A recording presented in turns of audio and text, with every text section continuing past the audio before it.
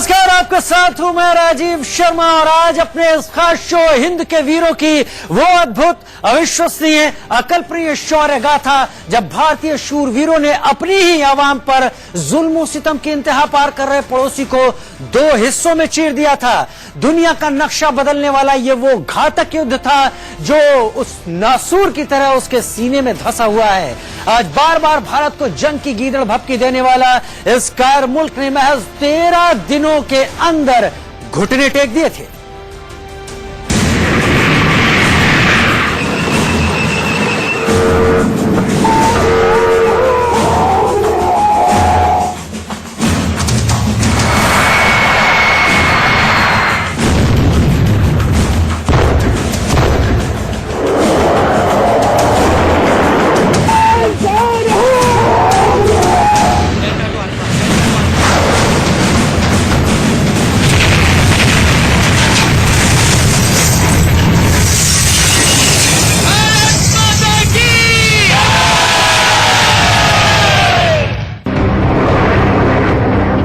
भारतीय सेना के अद्भुत पराक्रम की शौर्य गाथा है।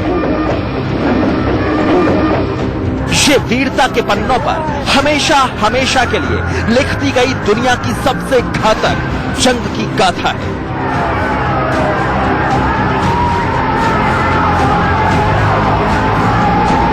ये भारत के बहादुर फौजियों के साहस और पाकिस्तानी फौजियों की कायरता का जीता जागता प्रमाण है।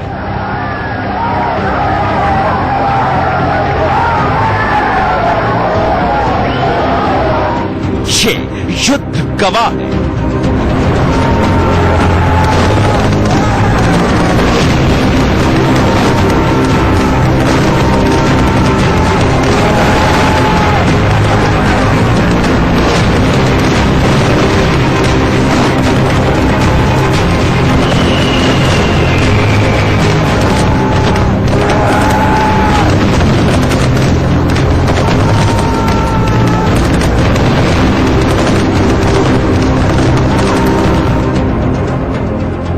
भारतीय फौज अपने फौलादी हौसलों से किसी भी जंग का रुख बदल देने की ताकत रखती है। दरअसल ये उस वक्त की बात है जब पाकिस्तान पूर्वी और पश्चिमी दोनों ही जगहों पर दुनिया के मानचित्र पर मौजूद था। लेकिन सबसे खास बात यह कि नफरत की बुनियाद पर जन्मे इस मुल्क के खास तौर पर अपने पूर्वी हिस्से के बंगालियों को अब से अपने से पूर्वी और पश्चिमी दोनों ही जगहों पर दुनिया के मानचित्र पर मौजूद था। लेकिन सबसे खास बात यह कि नफरत की बुनियाद पर जन्मे इस मुल्क के खास तौर पर अपने पूर्वी हिस्से के बंगालियों को अब से अपने से कमतर मानते थे।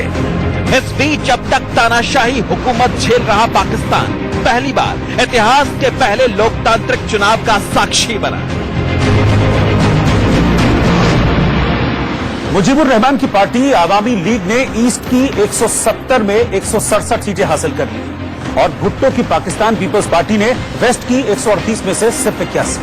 मतलब पाकिस्तानी आवाम का पैगाम साफ था, सत्ता का केंद्र पूर्वी पाकिस्तान बनने वाला था। मार्च 1971 में ईस्ट पाकिस्तान ने अपने लिबरेशन का यानी कि अपनी आजादी का ऐलान कर दिया। उनकी आजादी के ऐलान के बाद पाकिस्तान ने अपनी सेना को ईस्ट पाकिस्तान में भेजा और वहां पे जो उन्होंने अत्याचार किए, जो अन्याय किए, जो बलात्कार किए, उसका रिजल्ट ये रहा कि करीब 3 लाख से कहा जाता है कि 30 लाख तक के लोगों को मारा गया, उनके साथ बलात्कार किया गया। तब ये करीब करीब डिसीजन ले लिया गया था कि हाँ, अब पाकिस्तान के साथ लड़ाई लड़नी होगी।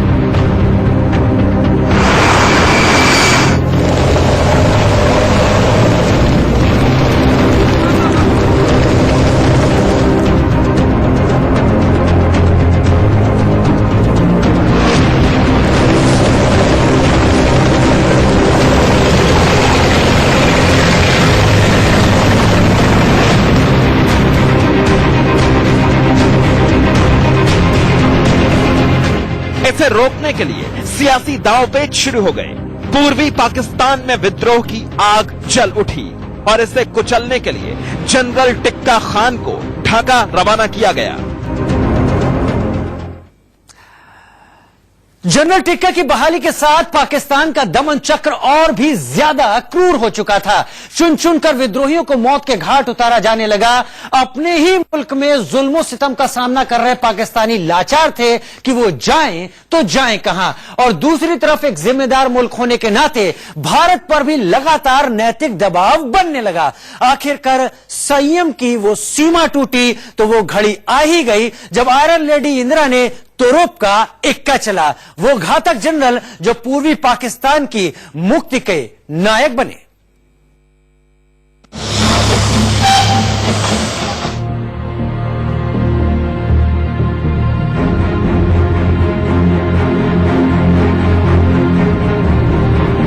पूर्वी सरहद से बड़ी तादाद में पाकिस्तानी भारत की ओर पलायन करने लगे।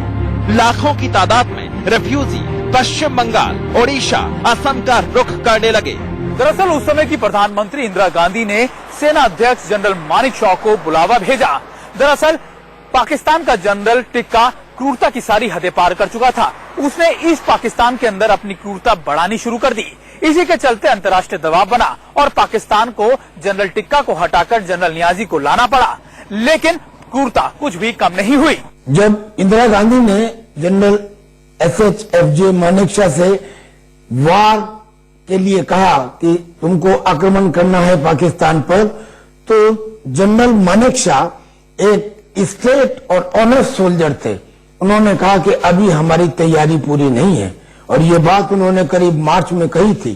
तो SHFJ मानेकशॉ ने कहा कि आप मुझे थोड़ा समय दीजिए ताकि मैं आपको बिल्कुल पक्का वादा कर सकूं कि हाँ, इस लड़ाई के अंदर जीत हमारी होगी।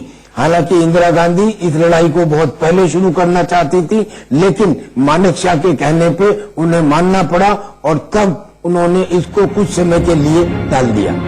भारत कुछ करता इससे पहले बुज़दिल पाकिस्तान ने पश्चिमी सरहद पर हल्ला बोल दिया। भारतीय वायु वीरों ने भी पश्चिमी सीमा की हवाई निगहबानी शुरू कर दी और पूर्वी सीमा पर पाकिस्तान के 2 एयरफील्ड पर बमबारी को अंजाम दे दिया। लेकिन पाकिस्तान ने दूसरे मोर्चे पर यानी थार के रेगिस्तान में लोंगेवाला पर दूसरी सैन्य कार्रवाई को अंजाम दिया।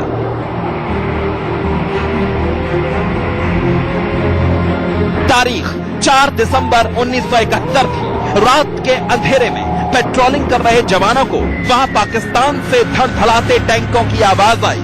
चुनौती थी कि उस वक्त शातिर पाकिस्तान के 2000 टैंकों का जवाब देने के लिए लोंगेवाला में मेजर कुलदीप सिंह चांदपुरी की अगुवाई में 23 पंजाब की बसें कंपनी तैनात थी। सर, नया हेडिंग टुवर्ड्स लोंगेवाला हमारी पोस्ट की तरफ बढ़ रहे हैं।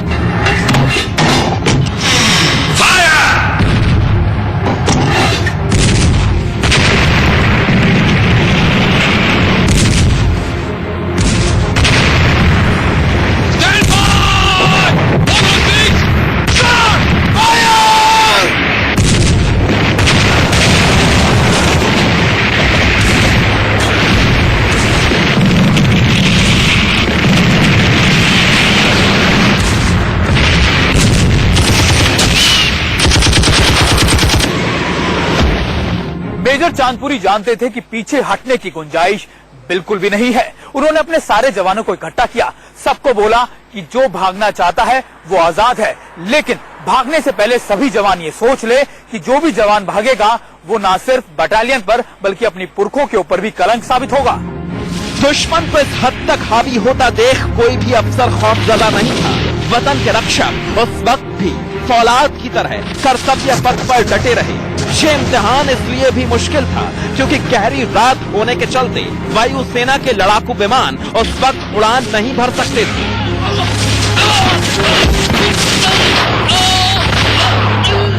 यानी सूर्योदय के साथ ही हिंद के वीरों को आसमानी योद्धाओं की मदद मिल पाई। लेकिन इतना वक्त गुजरा तो इसकी बड़ी वजह पाकिस्तानी फौजियों की बड़ी चूक बनी। दरअसल पाकिस्तानी टैंकों ने वहां कांटेदार तार देखे तो समझा कि भारत ने बारूद बिछा दिया है। करीब 2 घंटे का वक्त तो इसी घबराहट में गुजर गया और जब टैंक आगे बढ़े तो रेगिस्तान में धंसने लगे। फिर पाकिस्तानी फौज का बाकी का काम तमाम भारतीय वायुवीरों के हंटर विमानों ने कर दिया। लोंगेवाला पर आसमान से बम वर्षा की गई। 90 टैंक और ट्रक अपनी जगह पर ही ध्वस्त हो गए। नौबत ये आ गई कि पाकिस्तानी टैंक छोड़कर युद्ध भूमि से भागने लगे। हमारे हमले से अपनी टैंक बर्बाद हो चुके हैं।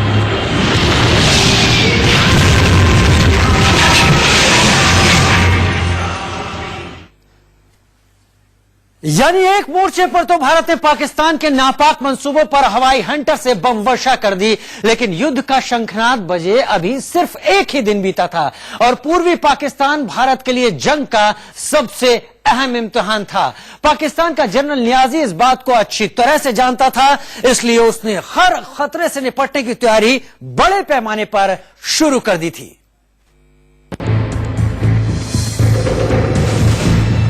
आरंभ प्रचंड था, अंजाम क्या होता इसकी कसौटी पूर्वी पाकिस्तान में ही कसी जानी थी। इसलिए बड़ी तादाद में पाकिस्तानी सैनिकों ने वहां डेरा जमा लिया। जनरल नियाजी ने रणनीति के लिहाज से बेहद अहम पूर्वी पाकिस्तान की पूरी तरह किलेबंदी कर दी, लेकिन तमाम शहरों को किले में तब्दील करने वाले नियाजी ने ढाका को छोड़ दिया। ऐसा इसलिए क्योंकि ढाका तक भारतीय फौज पहुंच सकती है, इसकी कल्पना करना भी मुश्किल था। पर भारतीय फौज लगातार कई मोर्चों पर फतह दर्ज करते हुए आगे बढ़ती जा रही थी। तब मदद की गुहार लेकर पाकिस्तान अमेरिका की शरण में पहुंचा।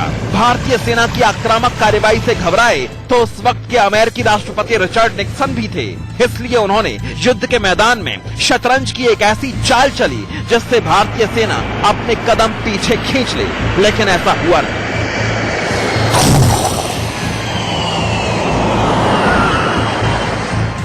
3 दिसंबर 1971 को पाकिस्तान ने हिंदुस्तान के 15 एयर स्टेशंस के ऊपर हमला कर दिया। अगर वो ये हमला ना करता तो हम भी लड़ाई के लिए तैयार थे, लेकिन उसके हमले के बाद मैसिव रिटेलिएशन हुआ क्योंकि तैयारी और प्रशिक्षण पूरा हो चुका था। और उस प्रशिक्षण के पूरे हो जाने के बाद वेस्ट पाकिस्तान में और ईस्ट पाकिस्तान में दोनों जगह हिंदुस्तान की तीनों सेनाओं ने मिलकर, ये पहला मौका था जब इंडिया, नेवी, आर्मी, नेवी और एयरफोर्स तीनों ने मिलकर लड़ाई लड़ी।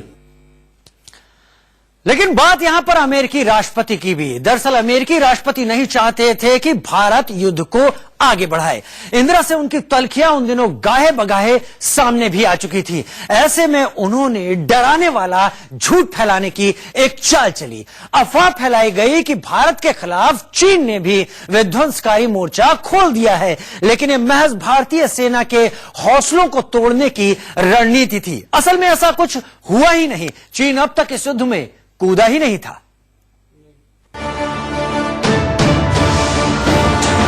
ये 1971 में 2 गुटों में विभाजित हो चुके मुल्क हैं। एक तरफ पाकिस्तान, अमेरिका, इंग्लैंड, चीन और श्रीलंका थे, तो दूसरी ओर हिम्मत के बूते रूसी दोस्त के साथ बांग्लादेशियों की ढाल बना भारत खड़ा था।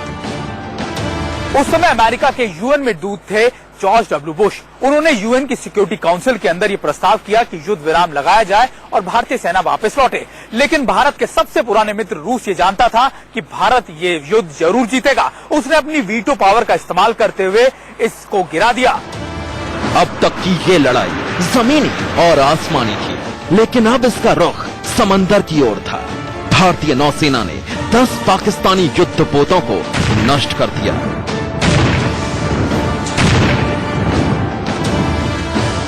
समंदर में शत्रुओं पर विध्वंसकारी प्रहार करने वाले आईएनएस राजपूत ने पाकिस्तानी सबमरीन को समुद्र के तल में ही डुबो दिया।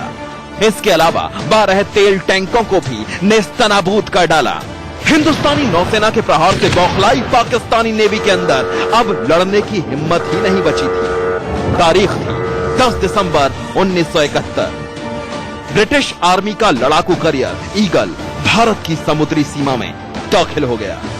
अंग्रेजों की समंदरी ताकत का लोहा उन दिनों दुनिया में माना जाता था, लेकिन इसी बीच रूस ने जहाजों का एक बेड़ा जिसमें क्रूजर, डिस्ट्रॉयर और न्यूक्लियर सबमरीन रवाना कर दिए। भारत के दोस्त रूस ने दुश्मनों पर घेर कर मिसाइलें तान दी और अपनी घातक सबमरीन को सतह से इतना ऊपर रखा कि अमेरिकी जासूसी सैटेलाइट उन्हें देख पाए। नीले समंदर में चल रही इस विनाशकारी हलचल को देखकर अमेरिका भी उल्टा पांव भाग गया। दूसरी ओर ड्रैगन रूसी दबदबे के सामने आग उगलने से खामोश रहना बेहतर समझ रहा था। ऐसे में भारत ढाका की मुक्ति के अपने लक्ष्य पर तेजी से आगे बढ़ चला, लेकिन पाकिस्तानी फौज भी बेहद मुस्तैद थी। उसने पूरे शहर की किलेबंदी करना शुरू कर दिया। चौंकाने वाली कार्रवाई में पाकिस्तानी सेना ने अपने ही शहर की सड़कों और ब्रिजों को तबाह करना शुरू कर दिया। ये रक्षात्मक रणनीति का बेहद ही घातक तरीका था। अब भारतीय सेना ढाका की ओर बढ़ने लगी, लेकिन मुश्किल यह थी कि पाकिस्तान ने किलेबंदी का पुख्ता इंतजाम कर लिया था। इस समय में हिंदुस्तान के काम वही जांबाज आए जिन्हें आज हम और आप सर्जिकल स्ट्राइक के हीरो के तौर पर जानते हैं। अब आपको बताते हैं कैसे हिंद के वीरों ने किलेबंद ढाका पर हमला बोला। ढाका पर भारतीय सेना के लिए सीधे धावा बोलना इसलिए भी मुश्किल था क्योंकि ढाका के दक्षिण में मेघना नदी, पश्चिम में मुरी गंगा और पूर्व में बालू नदी थी। ऐसे में भारतीय शूरवीरों ने ऐसा पैंतरा आजमाया जिससे समूचा विश्व हक्का बक्का रह गया। अचानक पेंगेल के आसमान में करीब 700 पैरा कमांडो नजर आए।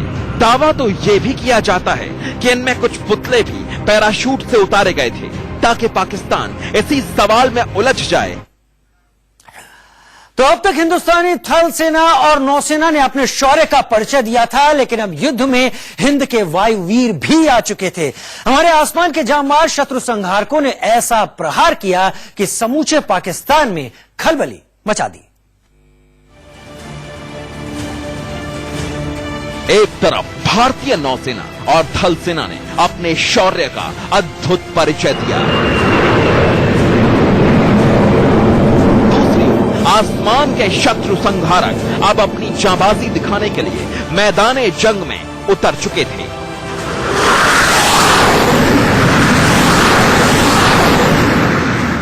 टारगेट था पाकिस्तान की आर्थिक राजधानी कराची के ईंधन और हथियार डिपो। इन लोकेशंस को चुन चुनकर जबरदस्त बमबारी से निशाना बनाया गया।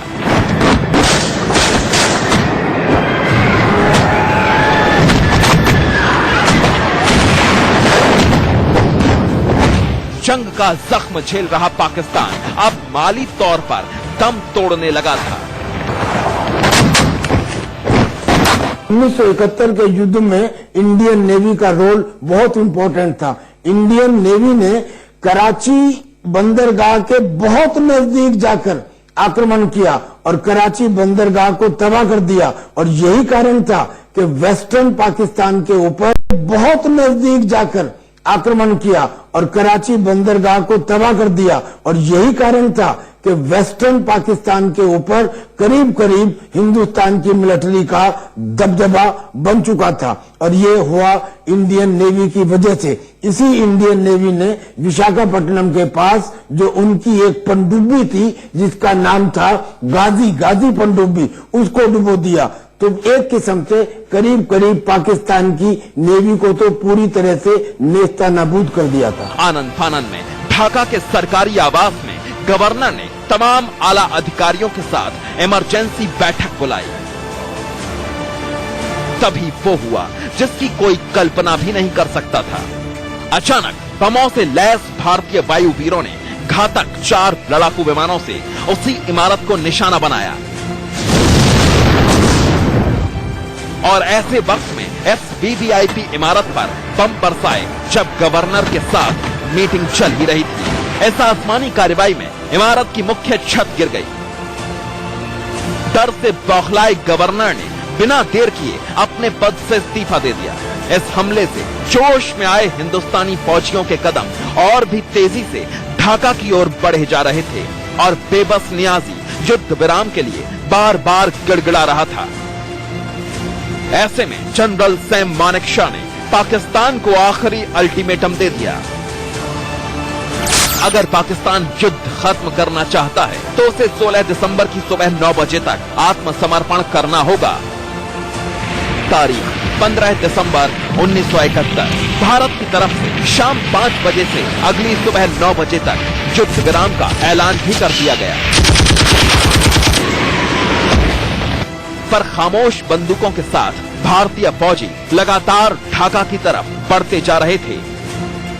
दोपहर के करीब 1 बजे हिंद के शूरवीर ढाका में दाखिल हो गए और उन्हें देखते ही खुशी और राहत से पूर्वी पाकिस्तान का आवाम झूमने लगा।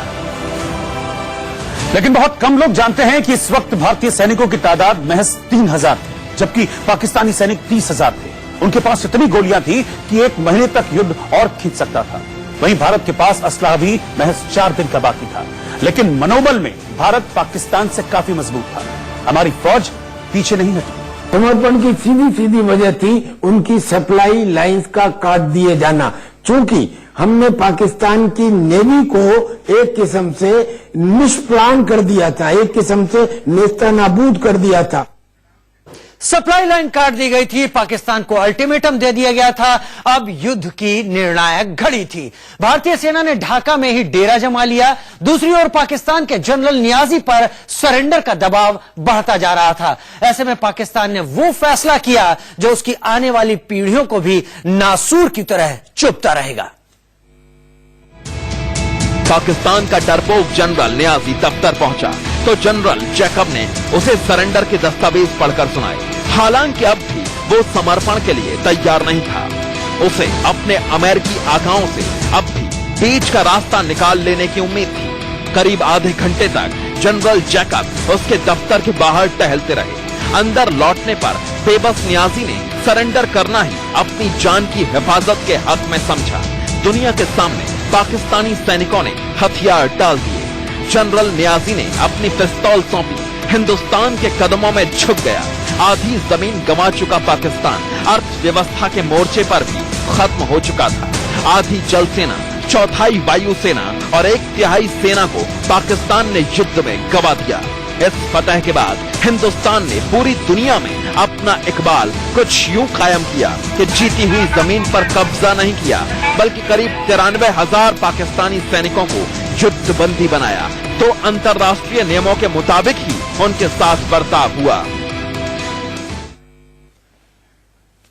तो यह थी 1971 की वो कहानी जिसमें भारतीय शूरवीरों ने अपने खून, अपनी मेहनत और अपने अदम्य साहस से